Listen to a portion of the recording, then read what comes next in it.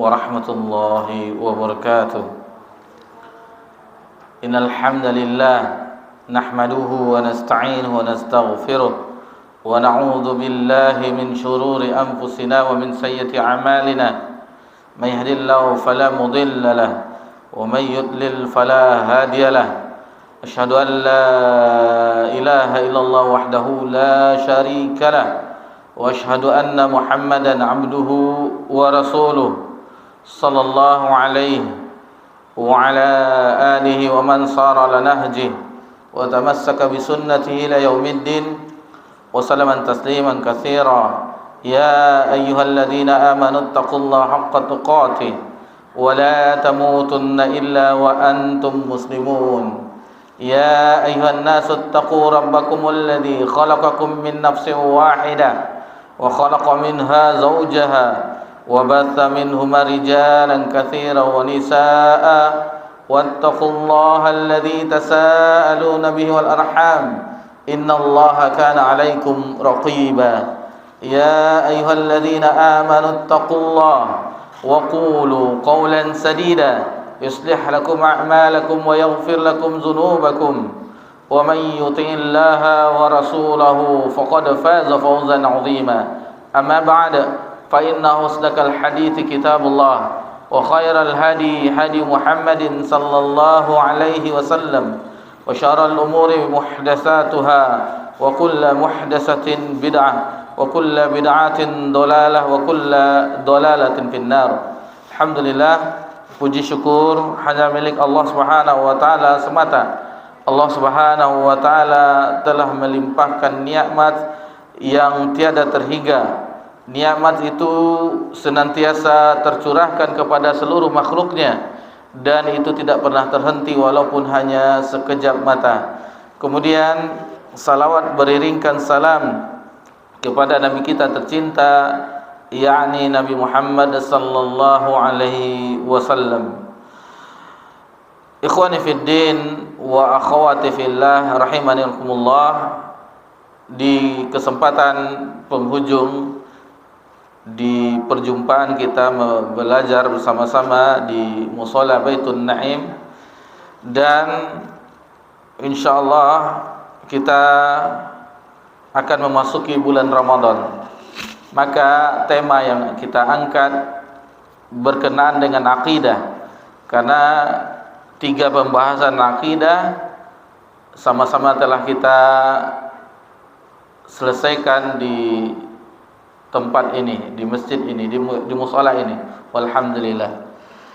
Maka untuk itu, tentang pembahasan ibadah puasa, kita mengambil temanya atau judulnya pesan akidah di dalam ibadah puasa.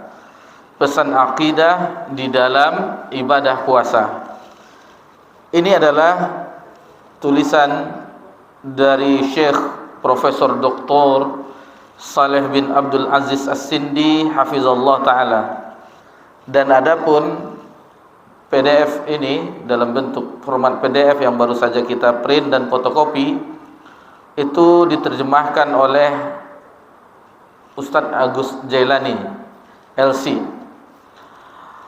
Tema yang kita angkat ini berkenaan dengan akidah, dan kita mengetahui bahwasannya itu adalah kilasan-kilasan keimanan yang termasuk dalam amalan hati.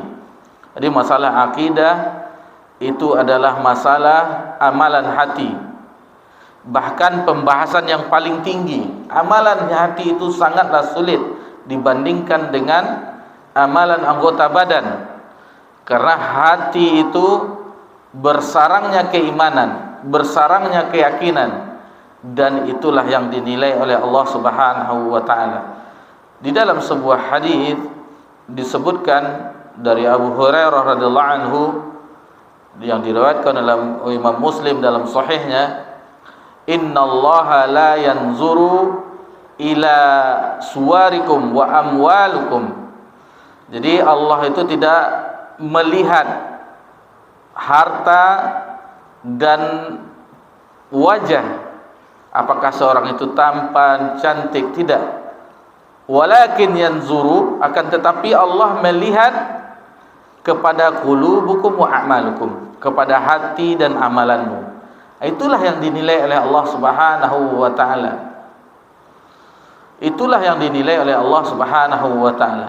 Di dalam sebuah hadis juga disebutkan bahwasanya yang intinya bahwasanya hati itu adalah raja, sementara anggota tubuh adalah tentaranya. Inna fi jasadi mudghah, sesungguhnya di dalam jasad itu ada segumpal daging. Iza salahat jasadu kulluh, jika hati itu baik maka baiklah seluruh jasad anggota tubuh. Begitu juga sebaliknya, faiza fasadat jasadu kulluh, dan apabila dia kotor atau buruk maka buruklah semua anggota tubuh. Ala hiya qalbu, kata Nabi SAW, ketahuilah segumpal daging itu adalah hati. Hati nutrisinya adalah wahyu, firman Allah Subhanahu wa taala dan hadis Nabi sallallahu alaihi wasallam, sebagaimana dalam surah Al-Jumu'ah, huwallazi ba'atha fil ummiyina rasulan minhum yatslu alaihim ayatihi wa yuzakkihim wa yu'allimul kitaba wal hikmah.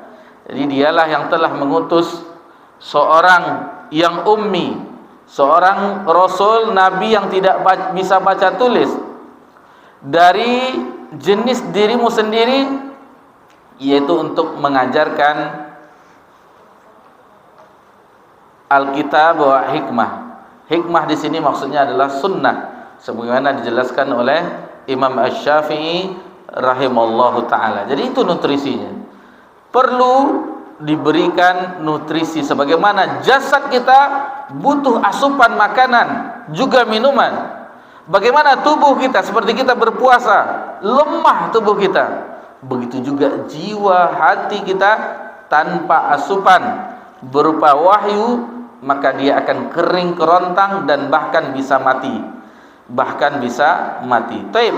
Ada 9 poin pesan akidah yang dijelaskan oleh muallif Syekh Saleh Sindi hafizallahu taala, yang mana ke-9-nya ini hanya sebagian, kata beliau, jadi tidak seluruhnya. Jadi 9 pesan akidah itu, yang pertama menyadari nikmat ibadah,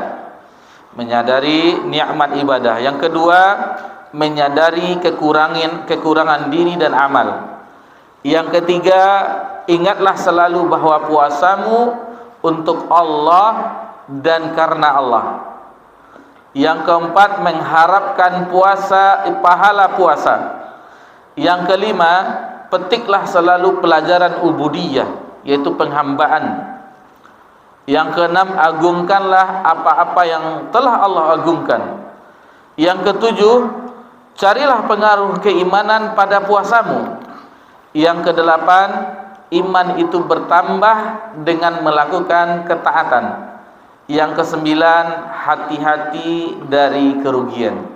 Ini kalau kita bahas sesuai yang dituliskan mungkin 2 jam baru bisa kelar, akan tetapi kita akan petik poin-poinnya, inti-intinya. Jadi tidak seluruhnya kita bahas di dalam tulisan ini, kita hanya mengambil faedah-faedah ilmiah, petikan-petikan yang kita anggap penting sebagai bekal kita untuk memasuki bulan yang mulia, bulan yang agung, bulan yang penuh keberkahan, yakni bulan Ramadan. Bapak-bapak, ibu-ibu yang semoga diberkahi dan dirahmati oleh Allah Subhanahu wa taala, kita langsung saja masuk yang pertama, menyadari nikmat Allah yang berupa taufiknya pada ibadah puasa. Jadi di sini disebutkan bahwasanya ibadah puasa itu merupakan nikmat dari Allah Subhanahu wa taala.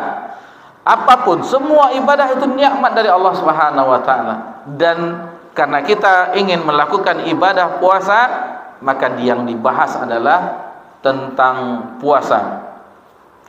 Jadi salah satu nikmat yang tiada terhingga adalah ibadah puasa, dan ini adalah berkat pertolongan Allah Subhanahu wa taala. Allah menyebutkan di dalam firman-Nya, "Yamannuna 'alaika an aslamu." Jadi mereka merasa berjasa kepadamu atas keislaman mereka. Qul la tamunnu 'ala islamakum. Katakanlah wahai Muhammad kepada mereka, janganlah kalian merasa berjasa atas keislaman kalian. Balillahu yamunnu 'alaikum an hadakum lil imani in kuntum shadiqin.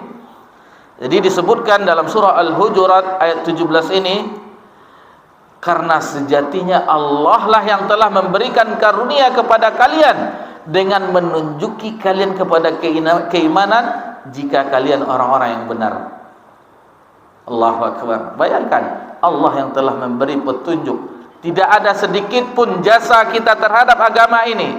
Bahkan Allah yang memberikan kita petunjuk, pertolongan, kemudahan untuk melakukan ketaatan kepada Allah Subhanahu wa taala. Qala al-arif, berkata orang yang bijak, orang yang arif, yasiru ila Allah azza wa jal baina musyahadatil minnah wa mutala'ati aibin nafs. Disebutkan di sini perkataan orang yang arif, orang yang bijak. Salah seorang ulama mengatakan, apa yang dikatakan, seorang hamba mesti berjalan menuju Allah azza wa jal.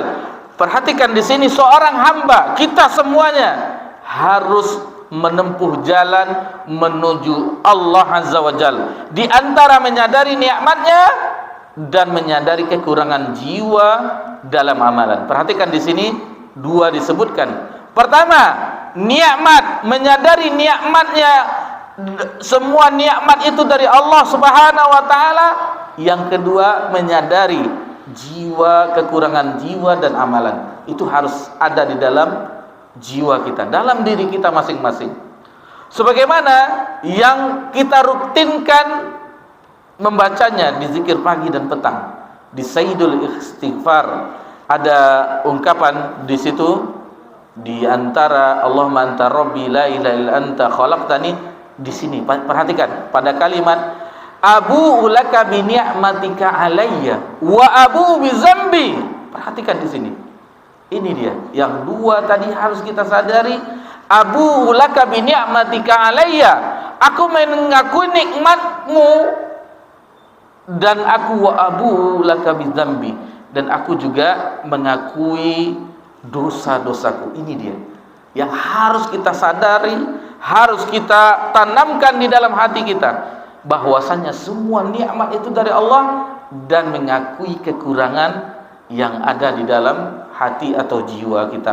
Al-Imam Ibnu Qayyim rahimahullah taala menyebutkan di dalam kitabnya Ighathul Lahfan tentang nikmat dalam ketaatan itu ada 6. Yang pertama, ikhlas mengerjakannya. Itu nikmat dari Allah Subhanahu wa taala. Yang kedua, menasihati Allah dan beramal. Ada apa ini? Menasihati Allah. Maksudnya menasihati Allah dalam beramal ada dibuat footnote-nya. Footnote yang ketiga itu. Maksudnya memberikan yang terbaik bagi Allah. Yang terbaik kita sembahkan untuk Allah saat melaksanakannya. Yang terbaik, inilah amalan kita yang terbaik, ubudiyah kita yang terbaik, kita persembahkan kepada Allah Subhanahu wa taala. Baik itu yang di dalamnya, di dalam hati kita ada cinta, ada harap, ada rasa takut, kemudian pengagungan, kemudian merendahkan diri di hadapan Allah Subhanahu wa taala. Itu harus ada di dalam ibadah kita kepada Allah Subhanahu wa taala. Kemudian yang ketiga, ittiba' dalam beramal. Maksudnya mengikuti Nabi sallallahu alaihi wasallam. Yang keempat, menyaksikan kebaikan Allah pada amalannya. Itu harus bahwasanya itu adalah semuanya kebaikan karunia dari Allah Subhanahu wa taala. Kelima, menyadari nikmat Allah pada amalannya. Yang keenam, setelah itu semua menyadari kekurangan diri dalam amalannya.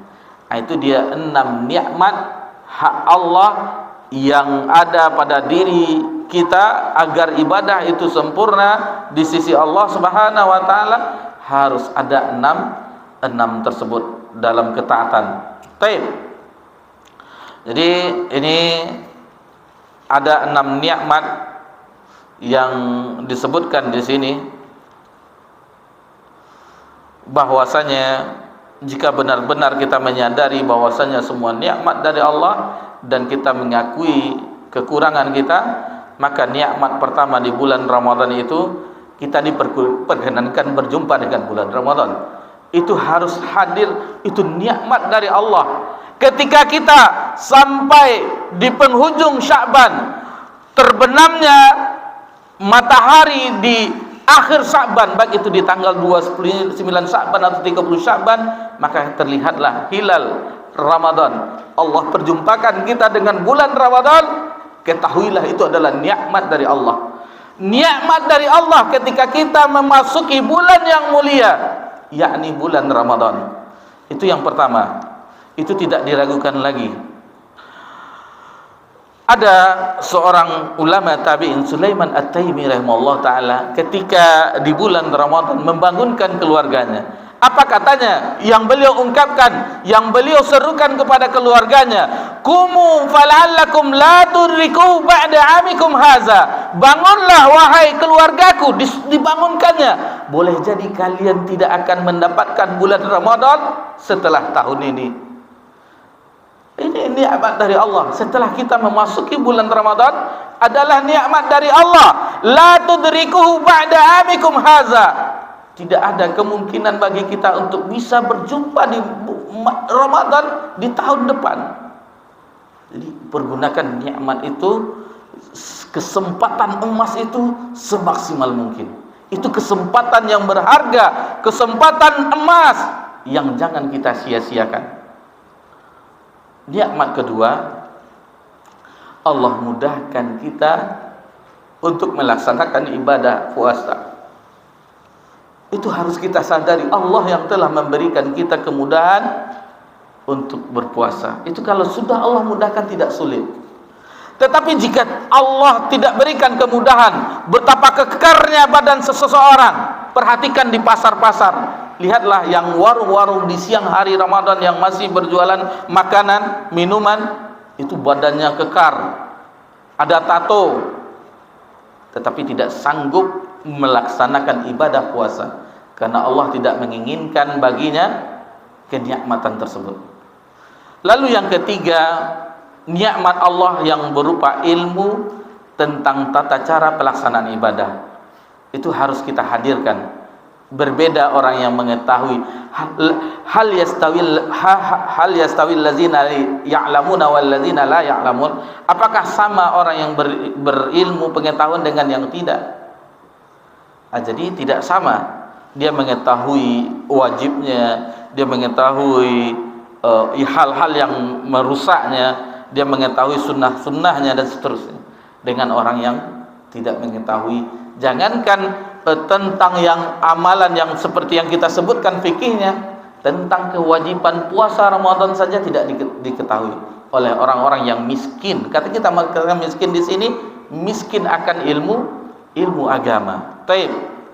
Yang keempat, pertolongan Allah tabaraka wa taala untuk melaksanakan ibadah puasa ini. Ini perhatikan kalimat la haula wala quwwata illa billah.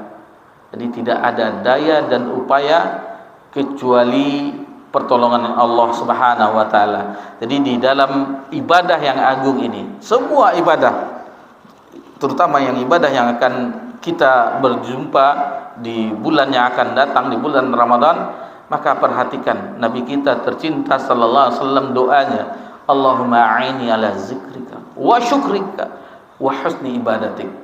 Jadi bagaimana minta pertolongan, a'inni, minta pertolongan kepada Allah.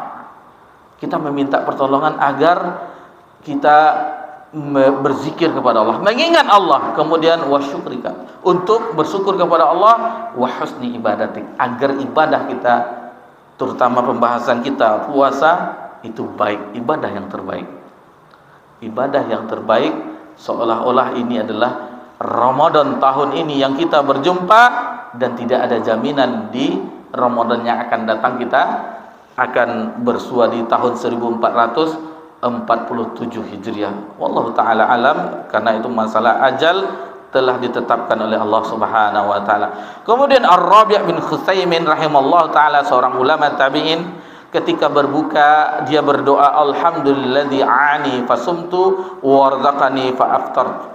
Jadi segala puji hanya bagi Allah yang telah menolongku sehingga aku bisa berpuasa, dan yang telah memberikan rezeki kepadaku sehingga aku bisa berbuka. Jadi masalah doa berbuka puasa, misalnya zahabaz zama'u wa tabatal uruq wa sabatal ajru insyaallah, itu boleh juga. Ada yang kita waktu dahulu itu tidak masalah sebenarnya. Allahumma laka sumtu wa bika amantu wa rizqa aftartu bi rahmatika. Itu tambahan, misalnya doa-doa yang lain ketika berbuka itu tidak masalah doa masyitum, apa yang kamu kehendaki. Berbeda dengan lafaz-lafaz yang itu zikir, itu tidak boleh dirubah, karena zikir sudah ditentukan, ini yang dibaca kata Nabi SAW, ini yang dibaca. Adapun doa itu agak longgar, kita katakan agak longgar, bahkan doa itu bisa dengan bahasa kita. Taib. Yang kelima, dan inilah nikmat yang terbesar, yaitu ketika di bulan Ramadan yang mulia kita beragama Islam. Ini yang nikmat yang terbesar. Kita dilahirkan di negeri yang mayoritas kaum muslimin, kita dilahirkan oleh kedua orang tua kita, bapak dan ibu kita dalam keadaan muslim, sehingga kita pun bisa beribadah puasa di bulan Ramadan. Dan nikmat Islam adalah nikmat yang sangat besar, nikmat yang agung di antara nikmat-nikmat Allah Subhanahu wa taala. Kemudian nikmat yang keenam bagi berpuasa di bulan Ramadan, yaitu nikmat Allah Subhanahu wa taala kepada kita yang berupa rezeki. Kita berbuka dengan nikmat Allah Subhanahu wa taala. Kita sahur dari nikmat Allah Subhanahu wa taala. Seluruh 24 jam tidak henti-hentinya kita dengan nikmat Allah Subhanahu wa taala. Udara yang kita hirup itu nikmat dari Allah Subhanahu wa taala. Bangunnya kita di sahur, berdirinya tegak kita di tarawih, itu nikmat dari Allah Subhanahu wa taala. Mudahnya harta kita diinfakkan, itu nikmat dari Allah Subhanahu wa taala. Bergeraknya lisan kita memandang mushaf, kita memperbanyak tilawah di bulan Ramadan, itu nikmat dari Allah Subhanahu wa taala. Bayangkan betapa banyak nikmat Allah Subhanahu wa taala. Kemudian nikmat yang ketujuh, semua setan dibelenggu di bulan Ramadan. Jadi ada hadisnya dari Nabi SAW, yaitu futihat abwabul jannah, dibukakan pintu surga. Kemudian wulikal abwabun nar, ditutup pintu neraka, dan setan pun dibelenggu. Bayangkan, setan yang senantiasa tidak suka dengan amalan seorang anak cucu Adam, itu dibelenggu oleh Allah Subhanahu wa taala hanya di bulan Ramadan. Yang nikmat yang kedelapan adalah nikmatnya yang berupa pahala yang besar. Allah menyediakan pahala yang besar di bulan Ramadan. Nanti tentang besarnya pahala puasa, insyaallah pada poin-poin berikutnya ada kita singgung insyaallah. Kemudian kita memasuki halaman yang ke-15, poin yang kedua, pesan akidah. Ini tentang masalah akidah, ibadah puasa. Yang kedua, menyadari kekurangan diri dan amal.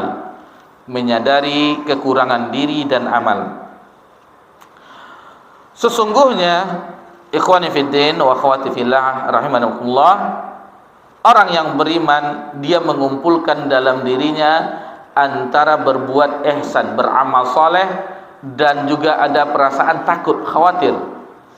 Sebagaimana Allah Subhanahu wa taala sebutkan dalam firman-Nya, yakni nanti bisa dilihat lagi dalam surah Al-Mu'minun ayat 57 sampai 61, di mana Allah Subhanahu wa taala berfirman, innal ladzina hum min khasyati rabbihim musyfiqun.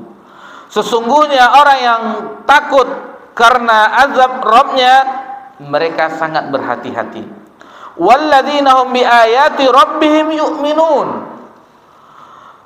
Dan mereka yang beriman terhadap tanda-tanda kekuasaan Rabb-nya, Tuhannya. Walladzina hum bi rabbihim la yusyrikun. Dan orang-orang yang tidak berbuat kesyirikan kepada Rabb-nya. Walladzina yu'tuna ma ataw wa qulubuhum wajilah annahum ila rabbihim raji'un. Dan mereka yang memberikan apa yang mereka berikan, yaitu sedekah, dengan hati penuh rasa takut bahwa sesungguhnya mereka akan kembali kepada Rabb-nya. Ulaika yusari'una fil khairat. Mereka itulah orang-orang yang bersegera di dalam kebaikan. Wahum laha sabiqun. Dan merekalah orang yang lebih dulu memperolehnya. Di dalam sebuah hadis diriwayatkan oleh Imam Ahmad dan At-Tirmizi dari Ummul Mukminin Aisyah radhiyallahu anha ketika menafsirkan firman Allah, walladzina yu'tuna ma ataw wa qulubuhum wajilah. Dan mereka yang memberikan apa yang mereka berikan, yaitu berupa sedekah dengan hati penuh rasa takut. Lalu disebutkan alladzina yusumuna wa yusalluna wa yatasaddaqun wa hum yakhafuna alla tuqbala minhum. Jadi maksudnya yang di sini itu mereka adalah orang-orang yang berpuasa, orang-orang yang salat, orang-orang yang bersedekah, tapi mereka takut amalan mereka tidak diterima oleh Allah Subhanahu wa taala. Adapun buah manis lain yang bisa dipetik dari menyadari dua hal ini, yaitu nikmat dari Allah, yang kedua menyadari akan kekurangan diri kita dan amalan kita. Buah manis yang pertama, menyadari ketidakberdayaan diri dan selalu butuh kepada Allah. Al-Imam Ibnu Qayyim rahimahullah taala pernah berkata, aqrabu babin dakhala minhul 'abdu 'ala Allah taala huwal iflasu fala yara li nafsihi halan wala maqama. Di antara pintu paling dekat yang bisa dimasuki oleh seorang hamba menuju Allah taala adalah al-iflas, merasa tidak punya apa-apa, sehingga dia benar-benar tidak memandang bahwa dirinya memiliki keutamaan dan kedudukan di sisi Allah. Dan beliau juga pernah mengatakan di tempat yang lain, yang tadi di kitab beliau Al-Wabilus Sayyib, adapun di tempat lain itu beliau pernah mengatakan, anna man lahu basiratun binafsi.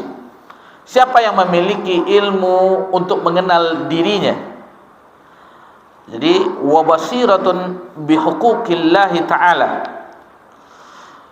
untuk mengenal dirinya dan juga mengenal hak-hak Allah, sementara wa huwa shadiqun, sementara dia jujur fi talabih. Jadi dia jujur dengan mengenal Allah dan mengenal dirinya. Kemudian lam yubqi lahu nazrahu fi sayyiatihi hasanatan albattah. Apa kata beliau selanjutnya? Niscaya pernah memandang baik pada keburukannya. Kemudian fala yalqallaha illa bil iflasil mahdi wal faqri sarf. Dia tidak akan menghadap kepada Allah kecuali dengan kesadaran bahwa dirinya tidak memiliki apa-apa dan sangat butuh kepada Allah Subhanahu wa taala. Li'annahu idza fatassya'an uyubi nafsi wa uyubi amalihi alima annaha la tasluhullah. Lalu disebutkan oleh beliau Al-Imam Ibnu Qayyim, karena jika dia benar-benar memeriksa kekurangan dan aib dirinya dan juga amalannya, tentu ia akan sadar bahwa dirinya dan amalannya tidak pantas untuk Allah. Wa anna tilkal bid'ata la yushtara bihan najatu min azabi. Kemudian disebutkan juga dia juga akan sadar bahwa amalannya itu tidak pantas untuk membeli keselamatan dari siksa Allah. Fadlan an fauzi bi'azimin thawabi. Apalagi pantas membeli surga. Khalasa lahu amalun wa halun ma'allah wa sabahu ma'a waqt. Jadi disebutkan di sini, jika seorang hamba memiliki dan yang benar-benar murni bersama Allah, syahadata minnatallahi alaihi bihi wa mujarrada fadlih, juga memiliki waktu bersama Allah, niscaya dia akan menyadari berbagai nikmat Allah padanya. Wa annahu laisa min nafsih, dan dia akan mengetahui bahwasanya itu adalah murni karunia dari Allah. Wa hadza min ajali anwa'il ma'arifa wa anfa'iha lil 'abd. Kemudian disebutkan bahwa karena dirinya ataupun keluarganya, dia akan selalu menyadari berbagai nikmat Allah padanya, dan dia juga akan selalu menyadari kekurangan dan aib diri dan amalannya. Karena kapanpun dia mencari nikmat Allah, maka dia akan melihatnya.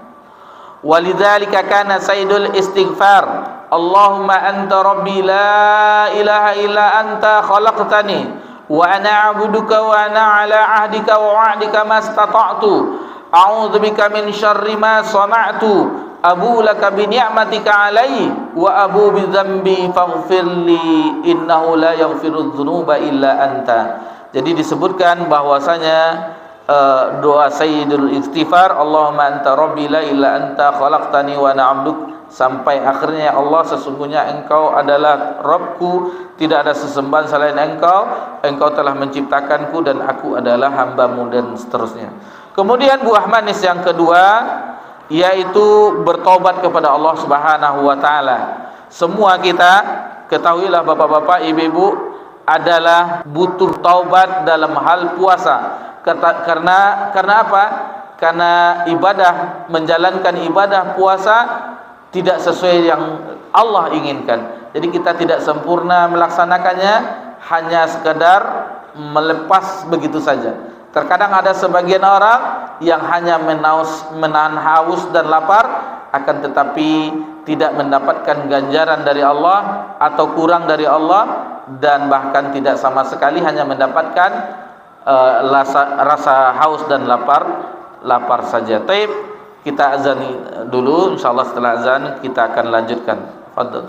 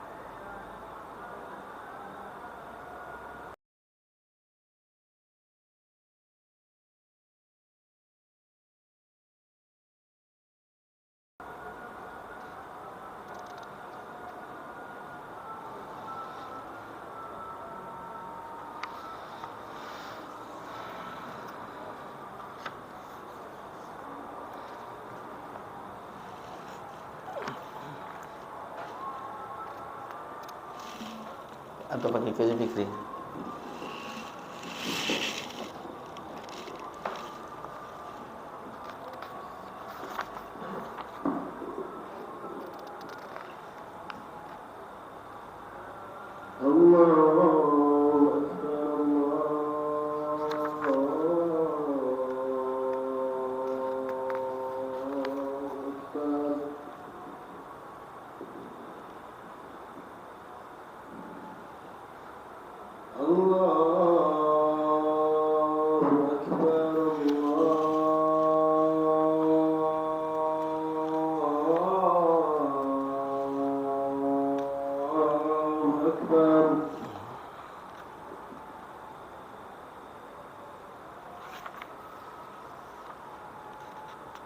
أشهد أن لا إله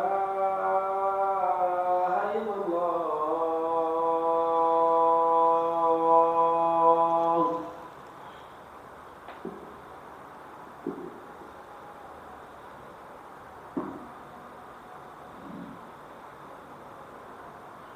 أشهد أن لا إله إلا الله.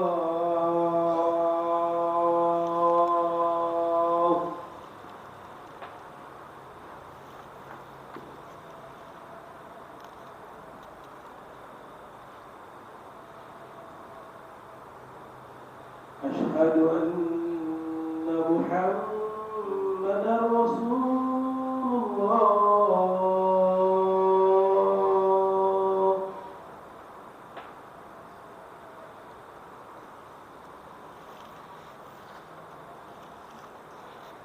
أشهد أن محمدا رسول الله.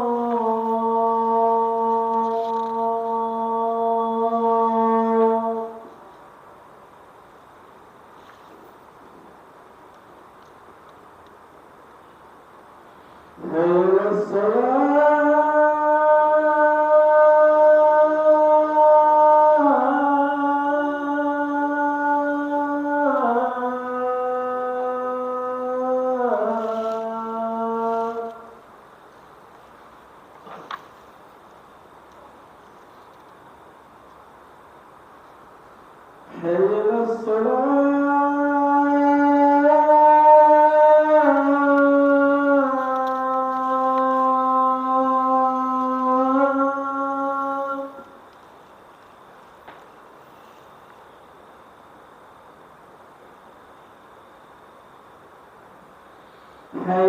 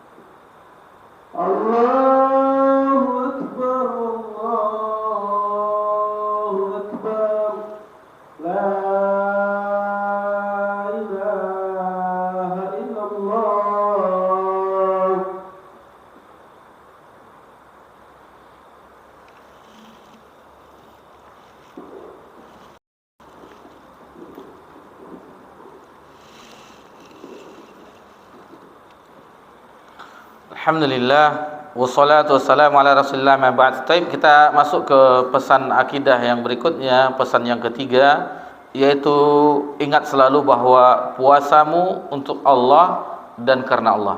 Jadi puasa itu untuk Allah dan karena Allah. Di dalam sebuah hadis disebutkan dari Abu Hurairah radhiyallahu anhu bahwasanya Allah Subhanahu wa taala berfirman. Jadi hadis qudsi, "As-shaumu li", puasa itu untukku, kata Allah dalam hadis qudsi, "wa ana ajzi bih", dan aku yang akan membalasnya, yang mengurusi balasannya.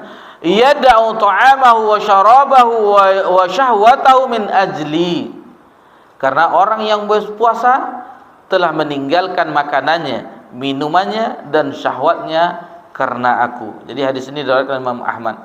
Jadi tentang, perhatikan kalimat as-saumu li, puasa itu untukku. Jadi di sini disebutkan bahwasanya ibadah yang utama yang dicintai oleh Allah sehingga tidak mengetahui kadar balasannya kecuali Allah. Adapun Ibnu Abdul Bar itu asyamu li, puasa itu untukku, yaitu sebagai keutamaan puasa atas amalan-amalan yang lainnya. Ada juga disebutkan oleh ulama as-saumu li, karena puasa itu tidak pernah diperuntukkan kepada selainku, kepada selain Allah. Perhatikan, setelah kita mempelajari beberapa matan aqidah mulai dari usulul salasah, qawaidul arba' dan kitabut tauhid, Perhatikan, seluruh ibadah, baik itu doa, ruku', sujud, solat dan seterusnya, itu orang-orang musyrikin ada mempersembahkan kepada sesembahan-sesembahan mereka atau berhala-berhala mereka. Adapun puasa itu tidak ada orang berpuasa untuk berhala Lata, Uzza, tidak ada. Karena ini bentuk bagaimana puasa, keistimewaan puasa tersebut. Kemudian as-saumu li, puasa itu untukku adalah tidak ada yang sedikit pun bagi pelakunya untuk berlaku riya. Karena ibadah puasa adalah ibadah yang rahasia.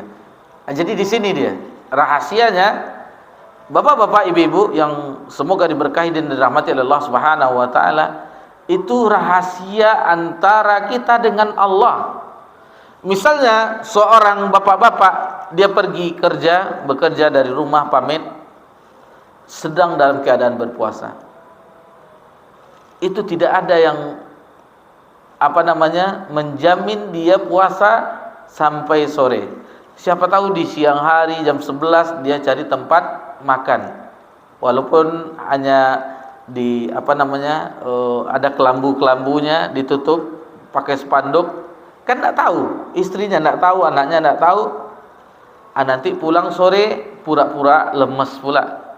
Itu bisa saja, karena rahasianya di sini yang mengetahui dia antara dia dan Rabb-nya, antara kita dan Allah. Istri bisa dikelabui, anak pun bisa dikelabui. Nanti menjelang jam 6 lewat, biasanya kan masjid-masjid kaum muslimin sudah ada tanda-tanda mau berbuka, pura-pura lemas ini, berbuka juga, ikut juga berbuka. Kan tidak ada yang tahu. Di sini dia rahasianya. Potensi untuk riya itu kecil sekali. Berbeda dengan amalan yang lainnya seperti haji, umroh, kurban, sedekah, itu ada potensi rianya. Dan biasanya kaum muslimin ada paket Ramadan ditulis, ada enak kita cuma satu paket, lebih kurang 5 paket lah. Nah, enak pula nama kita dipampang di dinding itu. Kan bisa saja potensi ria. Adapun puasa, di sini rahasianya hanya orang yang shaim, orang berpuasa dengan Rabb-nya yang mengetahui. Kalau di waktu kami kecil dulu beda daerah. Kalau di Sumatera Barat puasa iwa-iwa. Puasa iwa-iwa itu nanti nggak ada orang di rumah, dibukanya periuk kan. Makan dia nggak ada yang tahu orang kan. Nanti jam-jam udah paling segar, tidur pula kan nggak tahu orang. Dia habis itu makan, nggak ada orang yang mengetahuinya. Jadi bapak-bapak, ibu-ibu, intinya bahwasanya berpuasa itu adalah amalan yang tidak ada potensi riya. Disebutkan oleh ulama, laisa fis siyami riya, tidak ada sedikit pun bagian riya dalam ibadah puasa. Li'anna siyama ibadatun batinah la ya'lamu biha illallah. Karena puasa adalah ibadah batin yang tidak ada yang mengetahuinya kecuali Allah. Kemudian yang kita ingatkan juga bahwasanya ibadah yang salah satu yang spesial yang Allah sukai, karena as-saumu li, puasa itu untukku, wa ana ajzi bih, kata Allah dalam hadis qudsi, dan aku yang akan membalasnya. Perhatikan hadis Nabi berikut ini, man shoma ramadanan imanan wa ihtisaban ghufira lahu ma taqaddama min dzambi. Siapa yang berpuasa Ramadan karena dasar keimanan, perhatikan di sini imanan, dasar iman, wahtisaban, dan mengharap pahala dari Allah, ghufira lahu ma taqaddama min dzambi, maka Allah akan ampuni dosa-dosanya yang telah lalu. Makna imanan adalah melakukan karena dasar keimanan kepada Allah, atas perintah Allah, dan juga mengharapkan balasan dari Allah. Maka perhatikan tadi sayyidul istighfar tadi, wa ana ala ahdika wa wa'dika mastata'tu, dan aku akan menepati perjanjianmu dan janjimu sesuai dengan kemampuanku. Jadi di sini adanya imanan wahtisaban, terdapat dorongan dan tujuan. Pendorong kita ibadah kepada Allah, terutama ibadah puasa, adalah keibadah dalam diri kita. Kemudian itu tujuannya adalah mendapatkan pahala dari Allah Subhanahu wa taala. Baik, kita ke halaman 26 yang pesan yang keempat, mengharapkan pahala puasa. Perhatikan tadi hadis yang kita sebut, hadis qudsi tadi, asyamu li wa ana ajzi bih. Puasa itu untukku dan aku sendiri yang akan membalasnya. Jadi kalau sudah Allah yang akan membalasnya, maka perhatikan itu balasannya sangat besar. Kalau ibadah yang lainnya itu ada kelipatan 10 kali lipat sampai 700 kali lipat. Sementara puasa Allah tidak sebutkan berapa kali lipatnya, akan tetapi Allah yang akan memberikan pahalanya di akhirat kelak. Maka Bapak-bapak, ibu-ibu, bergembiralah kita. Bergembira karena Allah yang Maha Dermawan, Allah yang akan memberikan balasan yang istimewa yang banyak sekali. Karena Allah yang akan membalasnya. Jadi diwasiatkan oleh Syekh di sini bahwasanya balasan yang pahala yang didapatkan bagi siapa yang berpuasa, maka beliau wasiatkan, ingatlah selalu bahwasanya pintu surga yang bernama Ar-Rayyan di bulan Ramadan itu terbuka bagi orang yang berpuasa. Itu khusus, pintu khusus bagi orang puasa, namanya Ar-Rayyan. Tidak boleh amalan-amalan yang lainnya. Kemudian kita harus ingat selalu bahwasanya dosa-dosa yang telah lalu akan diampuni. Ufira lahu ma taqaddama min zambi. Maka akan diampuni dosa-dosa yang telah lalu. Kemudian ingatlah selalu bahwa Ramadan ke Ramadan, kemudian begitu juga bulan di antara bulan yang lainnya akan menghapuskan dosa. Kemudian ingat selalu bahwa puasa itu tidak ada yang bisa menandinginya. Dan ada sebuah kaidah di dalam ibadah, anna raja'al thawbil mu'aynin aqwa bis tasdiqi wa ad'a ila tahsinil ibadah, bahwa berharap balasan tertentu yang sudah disiapkan itu lebih kuat untuk membenarkan dan lebih mendorong untuk memperbaiki ibadah tersebut. Ada dua pandangan mengharap pahala. Yang pertama, harus mengimani, harus membenarkan, dan harus meyakini bahwa itu adalah balasan dari Allah. Allah telah siapkan bagi ibadah tersebut. Kemudian terus puasa, kita mengenai puasa. Yang kedua, pandangan yang berkaitan dengan diri kita. Maka di sini hendaklah seseorang melaksanakan puasa atas rasa harap dan rasa takut. Mengenai ihtisab, disebutkan dalam hadis, man shoma ramadhana iman hisaban ghufira lahu ma taqaddama min dzambi. Ramadan karena dasar iman dan mengharap pahala, maka Allah akan ampuni dosa-dosanya yang telah lalu. Kemudian masuk ke halaman 30, yaitu pesan yang kelima, pelajaran penghambaan. Jadi apa itu? Kalau ada perintah dari Allah, larangan dari Allah, itu semua perintah Allah itu ingat, sami'na wa ta'na, kami dengar dan kami taati. Begitu juga dalam Sayyidul Tadi diingatkan lagi, khalaqtani wa ana 'abduk, engkau telah menciptakanku dan aku adalah hambamu. Harus diyakini hal tersebut. Jadi kita berpuasa di siang hari Ramadan, kemudian berbuka, kemudian semuanya, maka perhatikan itu semua perintah Allah kita sambut dengan sami'na wa ata'na, kami dengar dan kami taati. Itulah pelajaran penghambaan dari ibadah puasa yang baru saja yang kita sebutkan. Kemudian yang pesan yang keenam, agungkanlah apa yang telah Allah agungkan. Jadi kita harus mengagungkannya juga. Sebagaimana Ramadan, puasa bulan Ramadan itu diagungkan oleh Allah. Asyamu li wa ana ajzi bih. Puasa itu bagiku, akulah yang akan membalasnya. Berarti Allah mengagungkan ibadah puasa bulan Ramadan, maka sudah selayaknya bagi kita untuk mengagungkan ibadah tersebut. Jadi di sini disebutkan di antara pengagungan terhadap ibadah puasa tersebut, yaitu kita menjauhkan maksiat di bulan Ramadan. Maka itu termasuk pengagungan. Kemudian termasuk pengagungan terhadap bulan itu adalah berhasil mengikat dan menjaga seluruh anggota tubuh kecuali untuk melakukan ketaatan kepada Allah. Jadi itu termasuk pengagungan di bulan ini, yaitu benar-benar menyibukkan diri untuk ketaatan kepada Allah. Kemudian bahwasanya mental orang yang di bulan Ramadan itu bukan, jangan sampai mental yang lemah, mental yang lainnya.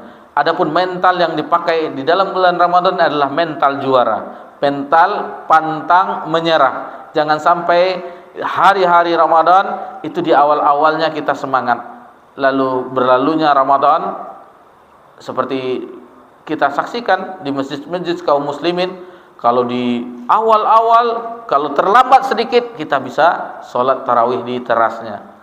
Tapi berlalunya hari, semakin ada kemajuan. Maksudnya safnya lebih maju, tinggal satu saf lagi.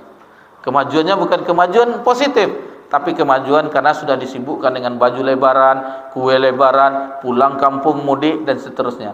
Padahal yang puncaknya itu di 10 malam terakhir. Di situ Nabi beriktikaf dan Nabi mengharap mendapatkan Lailatul Qadar. Man qama Lailatul Qadar imanan wa ihtisaban ghufira lahu ma taqaddama min dzambi. Lailatul Qadri khairum min alfi syahrin. Lailatul Qadar itu, malam yang mulia itu, lebih baik daripada 1000 bulan. Lebih kurang 83 tahun dalam satu malam itu sama kita beribadah dengan 83 tahun. Apa yang kita lakukan di situ? Kita bisa memperbanyak sholat, membaca Al-Quran, berzikir. Lalu jangan sampai kita melupakan doa yang Ummul Mukminin bertanya kepada Nabi SAW, seandainya kita berjumpa dengan Lailatul Qadar itu, apa yang dibaca wahai Rasulullah? Kata Nabi SAW, Allahumma innaka afuun tuhibbul afwa fa'fu anni. Ya Allah, Engkau adalah yang maha pengampun, mencintai orang yang minta ampun, maka ampunilah saya. Taib. Kemudian yang ketujuh, nasihat akidah, pesan akidah dalam ibadah puasa, yaitu carilah pengaruh keimanan pada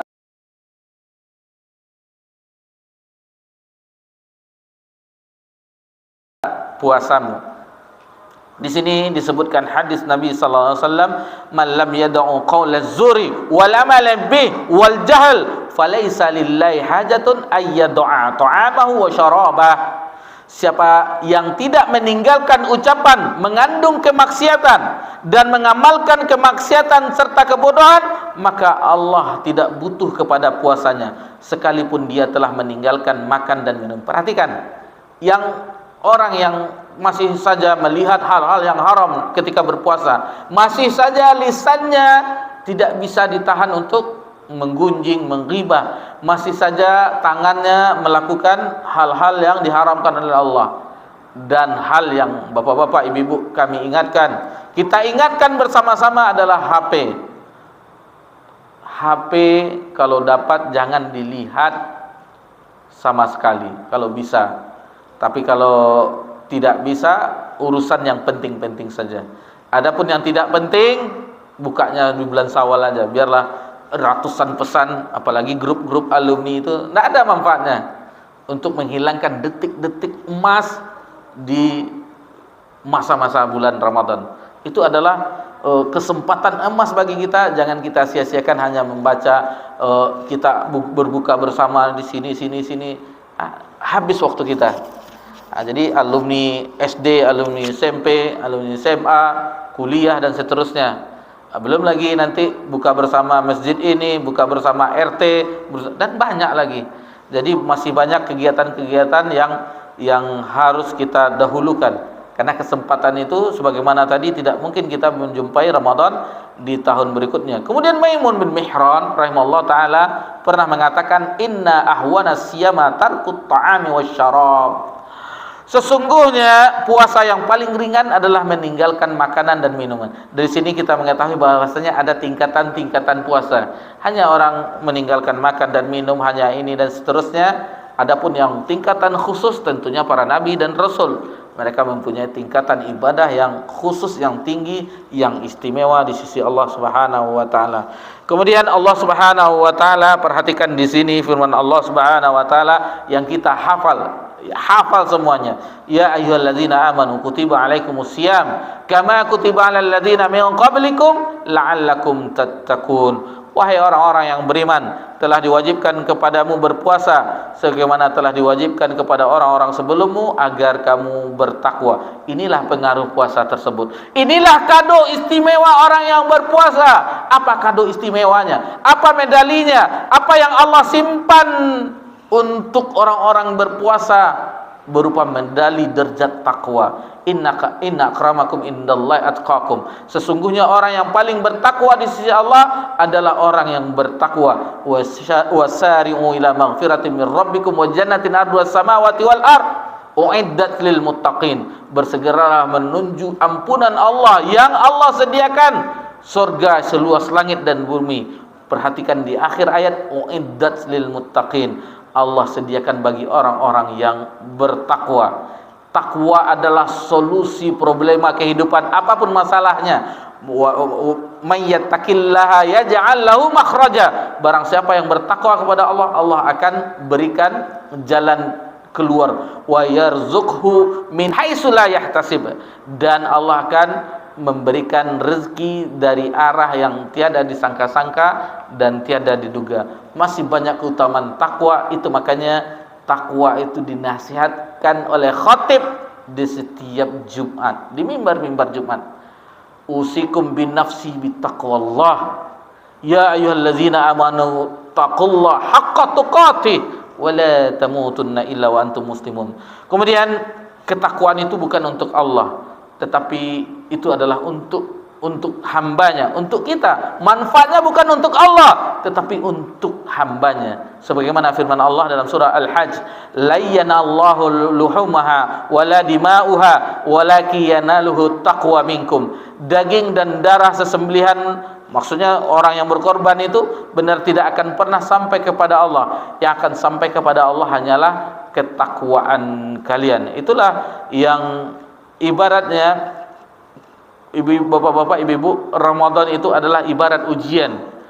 Ujian itu ada yang berhasil, yang lulus, dan ada yang tidak. Itu di bulan Ramadan. Ada yang bisa menjadi hamba yang bertakwa, ada yang tidak bisa menjadi hamba yang bertakwa, dan tidak ada yang masuk hitungan. Yang di luar Ramadan dan dalam Ramadan sama saja bagi mereka yang mereka tidak berpuasa. Wal'iyazubillah. Itu seandainya mereka Muslim. Adapun non Muslim tidak ada bagi mereka puasa itu. Karena syarat dari orang diwajibkan berpuasa adalah pertama Islam, yang kedua baligh, yang ketiga berakal, yang keempat tidak haid dan nifas bagi perempuan, dan seterusnya. Berarti bagi orang yang tidak melakukan ibadah puasa, masuk kategori mana dia? Apakah dia bukan orang Islam? Apakah dia belum berakal atau belum balik? Ataukah dia seorang haid dan nifas? Tidak mungkin. Dia seorang laki-laki yang kekar, badannya tegap, tidak mungkin dia haid dan nifas. Ini berarti orang yang tidak masuk hitungan oleh Allah Subhanahu wa taala. Wal'iyazubillah. Kemudian yang kedua itu bertambah dengan berkurang. Ini adalah iman wa yanqus. Iman itu bertambah dan berkurang, bertambah dengan ketaatan kepada Allah dan berkurang dengan bermaksiat kepada Allah Subhanahu wa taala. Di dalam surat Muhammad ayat 17 Allah Subhanahu wa taala berfirman, "Wallazina ihtadaw zadahum hudaw wa atahum taqwahum." Dan orang-orang yang mendapat petunjuk, Allah akan menambahkan petunjuk kepada mereka. Kemudian yang terakhir pesannya ini Syekh Saleh As-Sindi menyebutkan hati-hati dari kerugian. Jadi wasiat pertama agar tidak merugi, hendaklah bersungguh-sungguh untuk soleh setelah Ramadan. Jadi harus beramal terus. Karena Rabb sembah di bulan Ramadan, Rabb yang kesembah Zulhijjah, Muharram dan seterusnya, itu semuanya. Jadi bukan ibadah itu bukan khusus bulan Ramadan saja, tetapi setelah Ramadan kita juga harus jaga ketakwaan kita kepada Allah. Apa kata Nabi SAW? Wa anna habbal a'mali adwamuha ilallah wa inqal. Kata Nabi SAW di dalam hadisnya, amalan yang paling dicintai oleh Allah adalah yang istimrar, yang senantiasa, yang dawam, walaupun hanya sedikit. Jadi kita harus continue terus beramal-amal. Tidak lama kita beramal, sampai kapan? Hatta ya'tiyal yakin, sampai datang keyakinan, maksudnya al-maut, sampai mati tidak ada kita beribadah lagi. Sudah habis. Di akhirat itu tidak ada ibadah. Di akhirat adalah balasan. Apakah balasan baik atau balasan buruk? Ada pun wasiat yang kedua, jagalah baik-baik pahala ibadah tersebut, karena keburukan itu akan menghapuskan kebaikan. Itu makanya disebutkan dalam firman Allah Subhanahu wa taala, wala tubtilu a'malakum, janganlah kamu membatalkan amalan-amalan kamu, karena kemaksiatan memiliki efek yang akan menghapus amalan yang telah kita lakukan.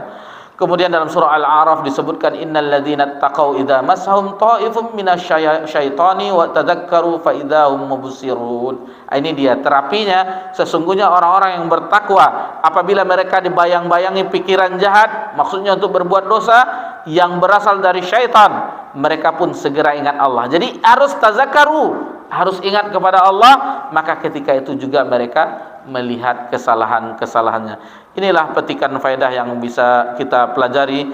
Maka seharusnya kita memohon, sudah selayaknya bagi kita memohon kepada Allah agar kita benar-benar bisa mengambil, mengimuli faedah-faedah yang telah kita pelajari, mengamalkannya, dan jangan sampai sesuatu yang kita ketahui menjadi bumerang bagi kita. Di sini ada beberapa doa yang maknanya, ya Allah, jadikan kami sebagai orang-orang yang ikhlas. Karuniakan juga kepada kami ketaatan yang bisa menyelamatkan kami. Lindungi kami dari keburukan jiwa kami dan juga dari keburukan amal-amal kami. Ya Allah, karuniakan kepada kami ampunan dan keselamatan. Terimalah amal-amal kami serta maafkanlah kelalaian dan kekurangan kami. Wahai Zat yang Maha Mulia, karuniakan kepada kami akhir kehidupan yang baik. Wallahu a'lam. Kata penulis, semoga salawat dan salam keberkahan tercurahkan kepada hamba dan rasulnya, kekasihnya, yaitu Nabi Muhammad SAW, begitu juga keluarganya, seluruh para sahabatnya, dan juga kepada orang-orang yang mengikuti dengan baik. Itulah yang bisa kita pelajari, 9 pesan akidah di dalam ibadah puasa. Maka perbanyaklah doa, dan harapan kita setelah mempelajari ini, harapan inilah merupakan bekal kita untuk memasuki bulan Ramadan. Masih banyak ini lain belum kita pelajari. Kita hanya berapa pesan akidah, dan itu tidak semuanya. Mudah-mudahan ini menerbitkan dalam hati kita, muncul sinar terang dalam hati kita, kerinduan yang betul-betul rindu yang sangat untuk berjumpa dengan bulan Ramadan, dan kita senantiasa berdoa kepada Allah, Allahumma balighna Ramadan, Allahumma balighna Ramadan, Allahumma balighna. Kita berdoa agar Allah sampaikan umur kita agar berjumpa memasuki bulan Ramadan dan hanyut dengan ibadah-ibadah yang sangat besar pahalanya, dan mudah-mudahan itu menjadikan kita di antara hamba-hamba yang bertakwa. Jadi jangan mental malas, tetapi mental juara. Kita semangat, betul-betul semangat bagaimana orang-orang yang meraih medali emas, sementara kita insya Allah akan meraih medali takwa yang Allah sediakan bagi orang-orang yang berpuasa. Sebelum kita akhiri, perhatikan, bagi orang yang bertakwa disediakan surga, uiddat lil muttaqin.